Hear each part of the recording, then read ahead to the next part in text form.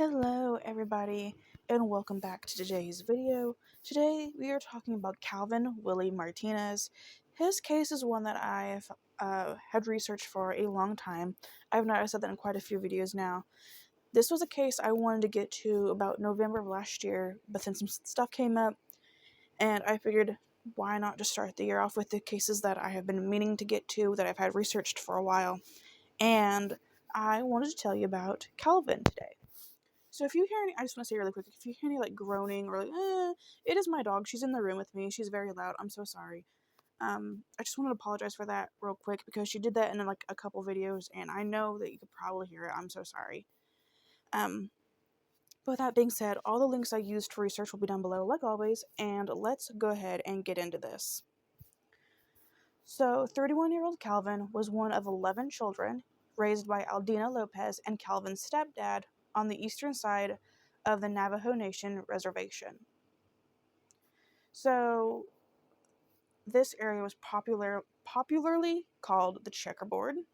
The family is big but close, and Calvin always called his mom. As an adult, he moved to Farmington, New Mexico, which was nearby, and that's where he lived with his longtime girlfriend and their 2 young sons.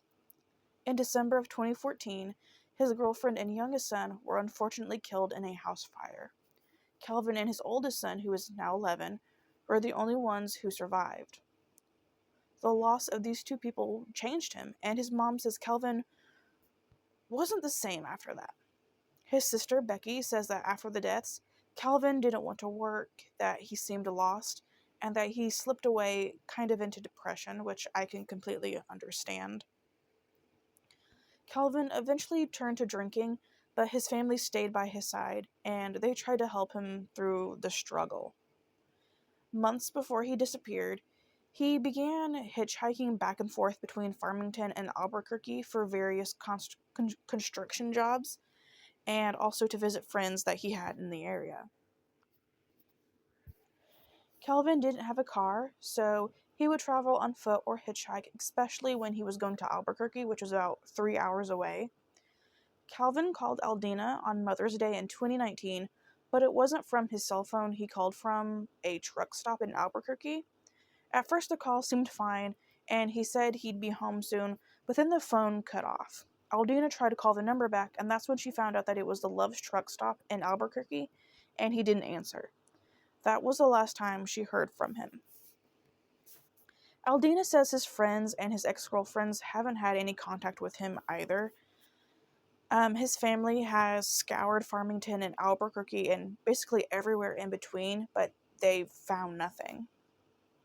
His son, who lives with Aldina, still asks about his dad today. And a quote from Aldina, she says, quote, "It's a nightmare not knowing where he is, or what he's doing, or if he's safe, if someone did something to him. It's so overwhelming and heartbreaking.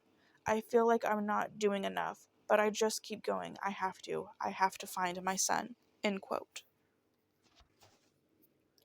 So I really could not find anything about the case, like what cops are doing, what they've released, if they know anything, anything like what they've done in terms of searching or anything like that. I really couldn't find anything, which unfortunately is the norm so far in these cases that I've been doing.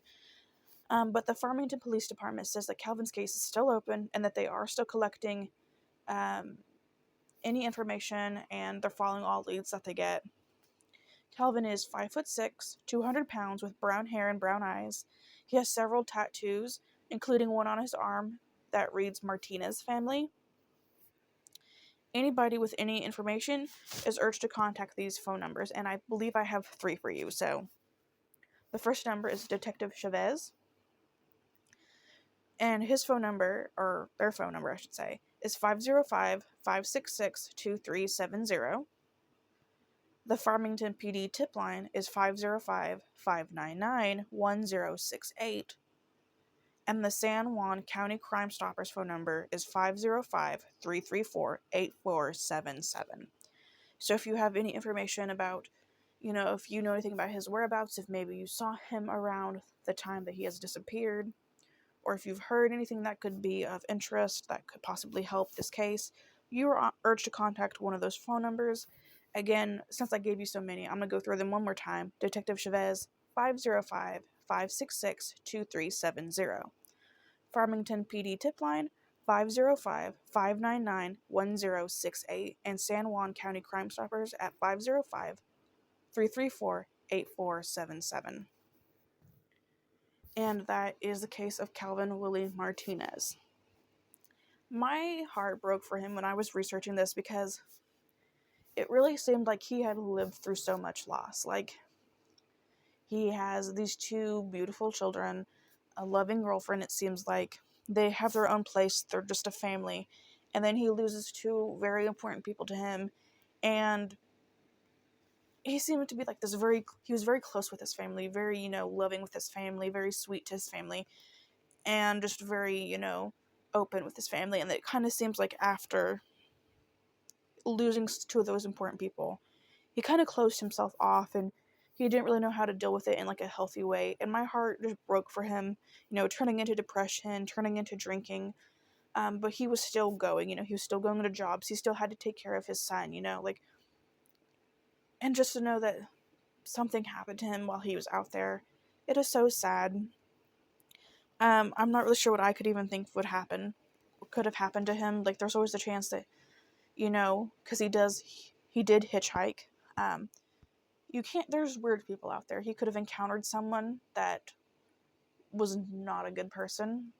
I know that there's probably going to be people that saying, like, oh, well, he was drinking, he slipped into depression, who's to say, he didn't just decide to leave and start a new life, or, he didn't harm himself in a way, he didn't unalive himself.